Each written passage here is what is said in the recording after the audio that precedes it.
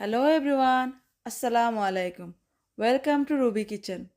আজ আমি আপনাদের সাথে শেয়ার করব একটা নাস্তার রেসিপি। সেটা হলো ব্রেড রোল উইথ চিকেন। এটা আমরা বাসায় সহজে তৈরি করে নিতে পারবো অল্প কিছু ইনগ্রেডিয়েন্ট থাকলে। প্রথম থেকে শেষ পর্যন্ত ভিডিওটা দেখার জন্য আমন্ত্রণ জানাচ্ছি।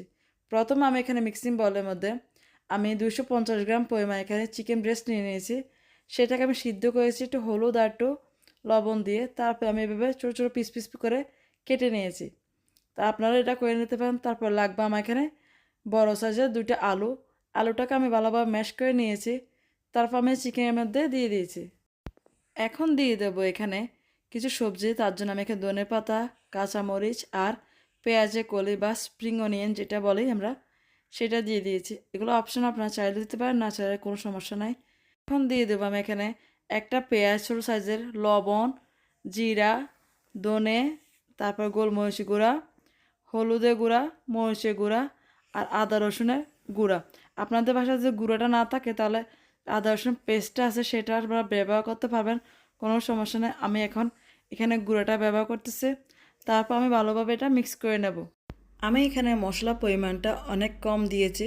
আমি এখানে হাফ চামচ পরিমাণ এখানে দিয়েছি। আপনারা যদি বেশি পরিমাণে বানান তাহলে এখানে আপনাদের মশলাটা আপনাদের টেস্ট অনুযায়ী বাড়িয়ে কমিয়ে নেবেন।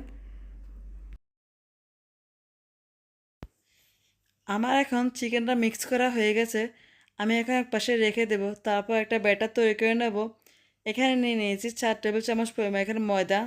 তারপর নিয়ে নিয়েছি 1 চামচ পরিমাণ এখানে কর্নফ্লাওয়ার। কর্নফ্লাওয়ারটা দেওয়ার পর আমি এখানে পাতলা করে একটা ব্যাটার তৈরি করে নেব। খেয়াল রাখতে হবে ব্যাটারটা যেন অনেকটা পাতলা হয় আর কোনো লাম্পস যেন না থাকে, এরকম একটা স্মুথ একটা ব্যাটার তৈরি করতে হবে। আমি এখন একটা ব্রেডের একটা স্লাইস নিয়েছি। সেটা ব্রাউন পার্টটা আমি কেটে ফেলে দেব। ব্রাউন পার্টটা ফেলে দেওয়ার পর আমি একটা রোলার নিয়ে ব্রেডটাকে আরেকটু পাতলা করে নেব। আপনারা এই প্রসেসটা ভিডিওটা ভালোভাবে দেখলে আপনারা বুঝতে পারবেন আমি ব্রেডটা কীভাবে পাতলা করতেছি। আর এখন দেখতে পাচ্ছেন ব্রেডটা কীরকম পাতলা হয়ে গেছে। এখন আমি এখানের মধ্যে দিয়ে দেব যে চিকেনের যে পুরটা বানিয়ে রেখেছিলাম সেটা। আমি এখানে 1 চামচ থেকে একটু বেশি নিয়েছি। আপনাদের টেস্ট অনুযায়ী আপনাদের যতটুকু প্রয়োজন আপনারা ওইরকমভাবে রোল করে নেবেন। তারপর যে এটা ব্যাটার তৈরি করে রেখেছিলাম সেটা একটু দিয়ে সিল করে নেব। আমি আপনাদের সুবিধার্থে আরেকটা ব্রেড রোল বানিয়ে দেখাবো। প্রথমে একটা স্লাইস ব্রেড নিয়ে নেবেন। তারপর চিকেনের আর আলুর যে পুরটা বানিয়ে রেখেছিলাম সেটা 1 চামচের একটু বেশি আমি এখানে দিয়ে দিয়েছি। তারপর আমি এটাকে রোল করে নেব। তারপর আমি যে মিশ্রণটা বানিয়ে রেখেছিলাম কর্নফ্লাওয়ার আর ময়দার, সেটা দিয়ে আমি ভালোভাবে সিল করে নেব।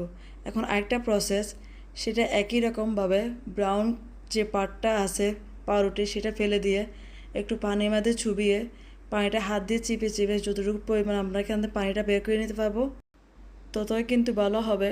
ব্রেড রোলটা কিন্তু ভালোভাবে সিল হবে। এখন আমি একটু পুর নিয়ে নেব। পুরটা নিয়ে ব্রেড রোলটা সিল করে নেব। আপনার ভিডিওটা দেখে বুঝে নিতে হবে। আমি এই ব্রেড রোলটা বানাবার জন্য দুইটা প্রসেস আপনাদেরকে দেখিয়েছি। আপনারা এই দুইটা প্রসেস থেকে যেটা আপনাদের সুবিধা মনে হয় আপনারা ওটা ট্রাই করতে পারেন। ট্রাই করে আমাকে অবশ্যই জানাবেন যে আপনাদের ব্রেড রোলটা খেতে কেমন লেগেছিল। আজকের নাস্তার রেসিপিটা আপনারা দুই ধরনের বানাতে পারবেন। যেটা আপনাদের সহজ মনে হয় আপনারা ওইটাই ট্রাই করবেন। এখন নেক্সট স্টেপ হলো ব্রেড ক্রাম্বস দিয়ে এগুলো মুড়িয়ে নেওয়া। আমি এখানে যে ব্রেড ক্রাম্বস মোড়াবার আগে এখানে কর্নফ্লাওয়ার আর ময়দা মিশ্রণটা মেখে রেখেছিলাম সেটা দিয়ে তারপর আমি এখানে শুকনো যে ব্রেড ক্রাম্বসগুলো আছে এটার মধ্যে মুড়িয়ে নেব। আমি এখানে কালারফুল নিয়েছি, আপনারা সাদা থাকলেও কোনো প্রবলেম নাই। আমি একটু ফুড কালার দিয়ে এটাকে ব্রেড ক্রাম্বসটাকে একটু কালার করে নিয়েছি। আপনারা এভাবে ডিপ করে শুকনো যে ব্রেড ক্রাম্বস আছে এটার মধ্যে আপনারা ডিপ করে নেবেন। আর শুকনো হাতে করবেন, তাহলে কি হবে আপনার হাতে লেগে থাকবে না, ভালোভাবে কোট হয়ে যাবে। এভাবে করে আমি সবগুলো ব্রেড ক্রাম্বস কিন্তু লাগিয়ে নেব রোলগুলোর মধ্যে। আমার এখানে সবগুলো ব্রেড ক্রাম্বস দেওয়া হয়ে গেছে। রোলগুলো কিন্তু দেখতে অনেক সুন্দর লাগতেছে। আপনারা কিন্তু এভাবে করে কিন্তু ফ্রিজে অনেক দিন পর্যন্ত রেখে দিতে পারবেন, টিফিন বাচ্চাদেরকে দিতে পারবেন। এখন আমি ফ্রাই করে নেব, তার জন্য এখানে পর্যাপ্ত তেল দিয়ে দিয়েছি। তেলটাকে গরম হওয়ার পর আমি এখানে সবগুলো রোল দিয়ে দেব। আপনারা এই রেসিপিটা কিন্তু বাসা অনেক দিন ফ্রিজ করে রেখে দিতে পারবেন। রোলগুলো ভাজবার সময় খেয়াল রাখতে হবে রোলগুলো দেওয়ার পর 30 থেকে 40 সেকেন্ড পর্যন্ত এগুলো কিন্তু নাড়াচাড়া করা যাবে না।